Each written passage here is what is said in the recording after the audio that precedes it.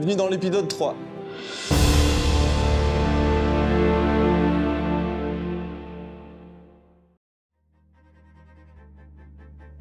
Si je vous parle d'architecture médiévale, peut-être pensez-vous à un vieux château que vous auriez déjà visité.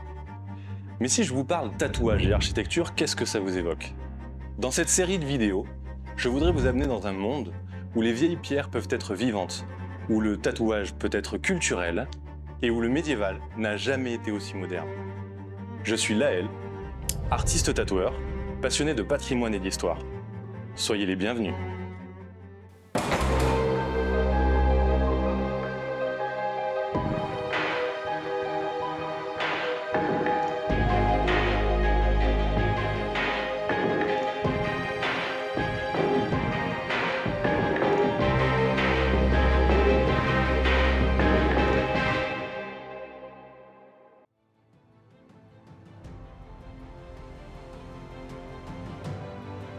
Aujourd'hui, pour cet épisode 3, on va visiter le château de Biron, qui est un château absolument extraordinaire. Il date à peu près du Xe siècle, XIe siècle. Ce qui est fantastique, c'est que toutes les époques s'y côtoient. On peut retrouver du XIVe, XVe, XVIe, XVIIIe et même contemporain. C'est le plus grand château de Nouvelle-Aquitaine, donc pour ça, il est vraiment incroyable. On va malheureusement pas pouvoir parler de tout dans une vidéo aussi courte, vous vous en doutez. On va essayer de faire un condensé des choses un peu plus intéressantes. Par exemple, le fait que dans toute son histoire, il ait été tenu par la même famille, la famille Goton-Biron. Il y a beaucoup de choses à faire, donc ce que je vous propose, c'est de me suivre et puis on va s'y mettre.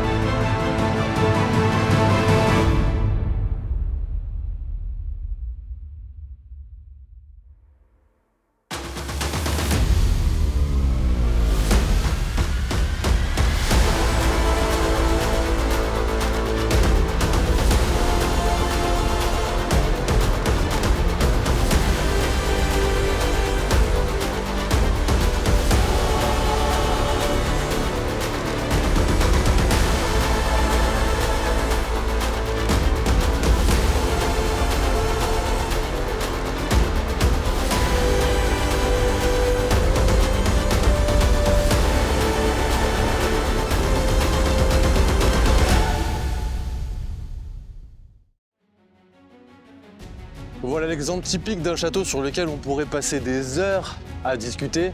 Là, on voit que ça, c'était pas là avant, qu'avant, il y avait une autre tour qui était ici. Le rempart sur lequel on est en train de marcher n'était pas là avant. Il a été refait dans le style de Viollet-le-Duc, encore une fois. Il y a beaucoup de choses à dire et malheureusement, je pense que la seule façon pour vous de vraiment découvrir ce château dans son intégralité, ça sera de venir le visiter. Et je vous le conseille, regardez, c'est absolument splendide.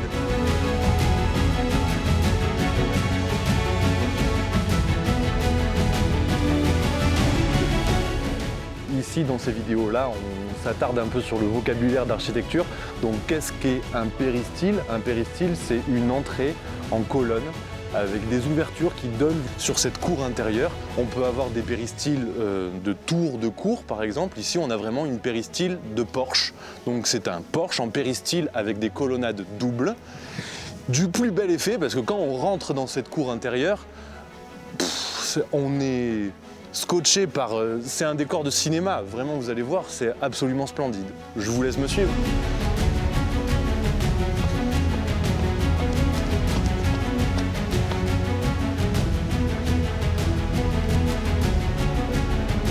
Je vous disais que vraiment cette cour d'honneur, cette cour intérieure, c'est un décor de cinéma, c'est dingue. On imagine facilement un petit marché, tourner un film ici.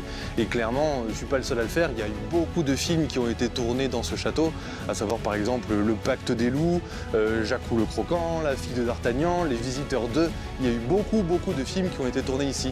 Mais ce n'est pas seulement qu'un décor de cinéma, c'est aussi un théâtre de pouvoir. C'est-à-dire que quand on rentre ici, tout de suite, on sait qu'on est chez quelqu'un d'important. La famille de Biron, la première fois qu'on en entend faire mention, c'est à partir du XIe siècle, c'était des vassaux du comte de Toulouse.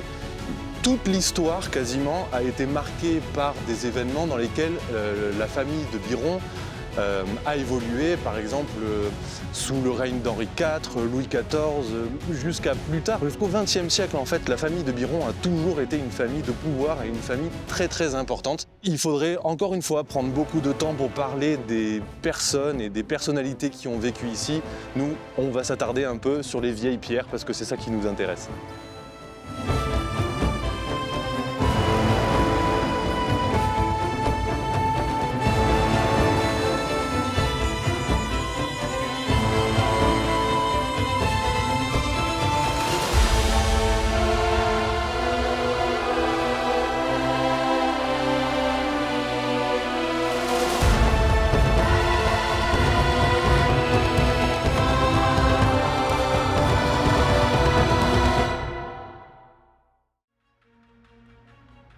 Et on va continuer la visite par cette aile du château qui est l'aile la plus ancienne, 11e, 12e siècle à peu près, et on va y entrer par cette superbe porte qu'on appelle une porte en accolade, et j'espère que vous savez ce qu'est une porte en accolade. Si c'est pas le cas, je vous laisserai revenir à l'épisode 1. Allez, c'est parti!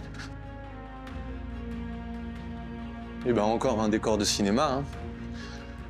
Là, on peut s'attarder sur cette cheminée en plein dans le décorum gothique.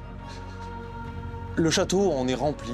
Dans quasiment chaque grande pièce du château, on a une cheminée avec des sculptures dingues comme ça. On va s'attarder sur quelque chose. Les sculptures de la frise en haut, on appelle ça des quadrilobes. Pourquoi des quadrilobes? Donc un lobe, c'est quelque chose de rond, une forme arrondie. Donc on peut avoir un lobe en arc brisé ou en arc plein. Quand il y en a 4, on appelle ça un quadrilobe. On a des trilobes, on a des quintalobes. Là, on a des quadrilobes. Je vais vous montrer d'autres exemples de quadrilobes. Et ce qui est intéressant, c'est que ici, on a un peu les deux formes de quadrilobes. Des quadrilobes pleins et au milieu, des petits quadrilobes avec arc brisé. Dans cette pièce du château de Biron, certaines affiches des films qui ont été tournés ici y sont exposées. Cependant, c'est pas ça qui nous intéresse. Nous, ce qu'on va aller voir, c'est la cheminée du fond.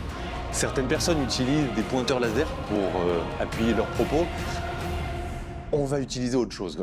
On parlait donc de quadrilobe et trilobe. Ici, vous avez un quadrilobe avec arc brisé sur une frise entrecoupée de trilobes. Donc là, on les voit bien. 1, 2, 3, 1, 2, 3, 4. Quadrilobe, trilobe. Voilà.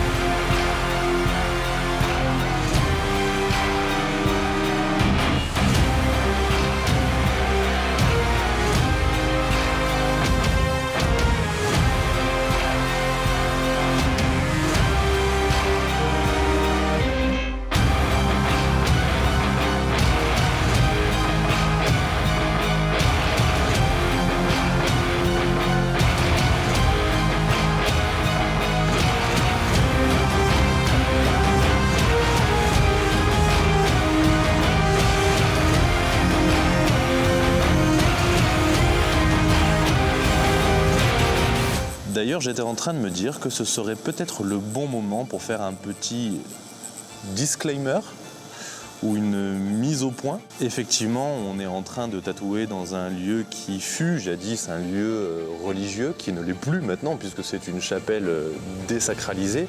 Mais quand même, je pourrais comprendre qu'il y ait certaines personnes que ça dérange un peu un corps humain comme ça dans une chapelle avec un process comme le tatouage.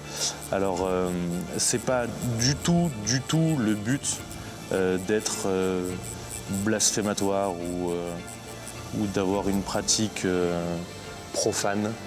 Au contraire, je pense que si on fait ça, c'est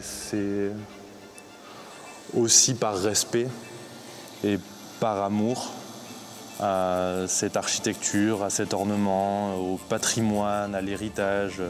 Et si on n'avait pas énormément de respect, Irène et moi, par rapport à un lieu comme ça, eh ben, je pense que moi, je tatouerais pas ça et Irène ne se ferait pas tatouer ça. Donc tout est protégé et une fois qu'on aura terminé, il n'y aura absolument aucune trace de notre passage. Je peux vous garantir que quel kiff c'est de tatouer ici et de se faire tatouer, qu'est-ce qu'on pense?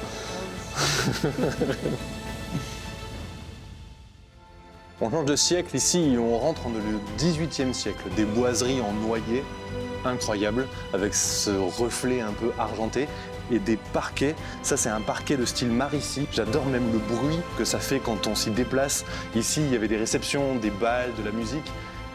C'est rigolo. En général, on marche dessus, on ne sait pas trop ce qu'on est en train de regarder, mais c'est des générations d'orfèvres du parquet pour arriver à faire des choses comme ça. Superbe.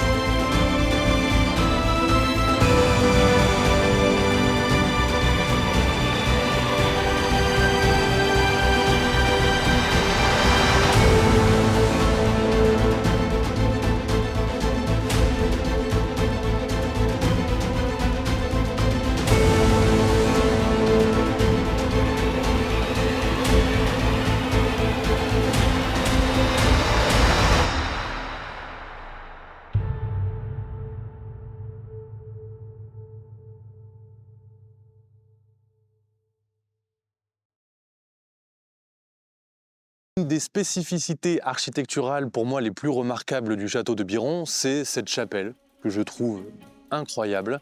Elle a été construite à la fin du XVe par les deux personnages presque les plus importants de la famille Biron, à savoir Pons et Armand. Armand, évêque, Pons, chevalier. Cette chapelle est vraiment intéressante pour plusieurs raisons. Déjà parce qu'elle a été construite à flanc de rempart. Donc les murs extérieurs sont des murs fortifiés, ce qui nous donne des murs de chapelle qui font plus de 3 mètres d'épaisseur. Et elle est sur 2 étages. Les 2 étages ne communiquant pas entre eux. Je vais vous montrer ça à l'intérieur.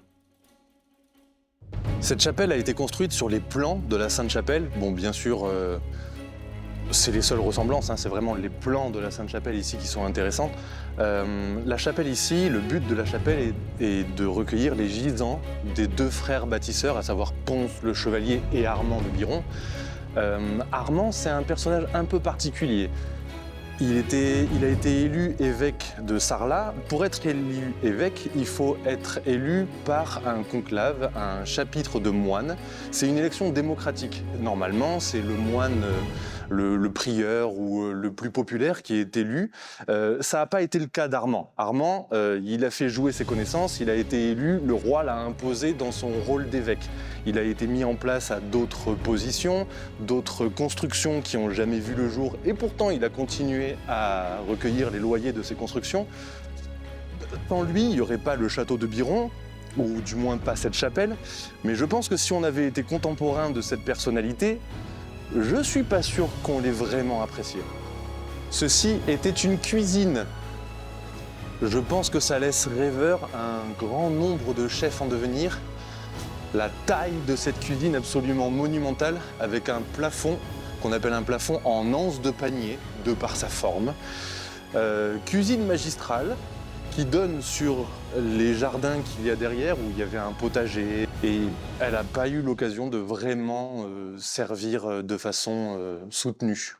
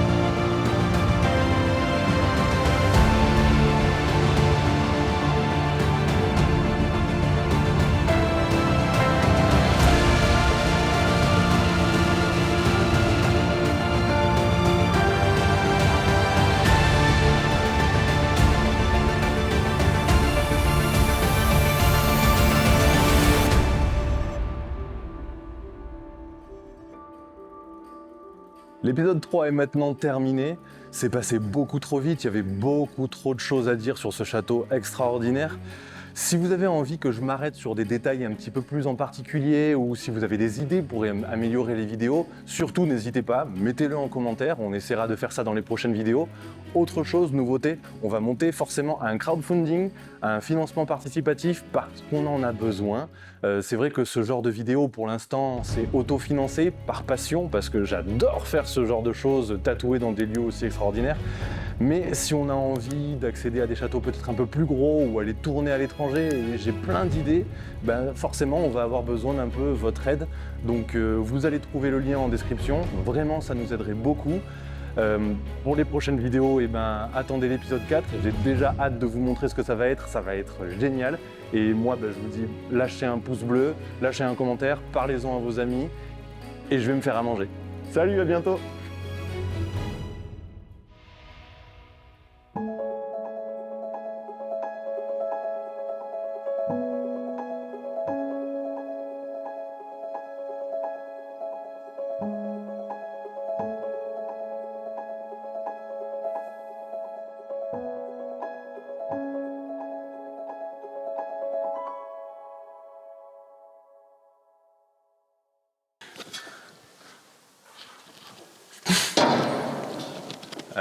Une pomme de pain, peut-être des pommes de pain.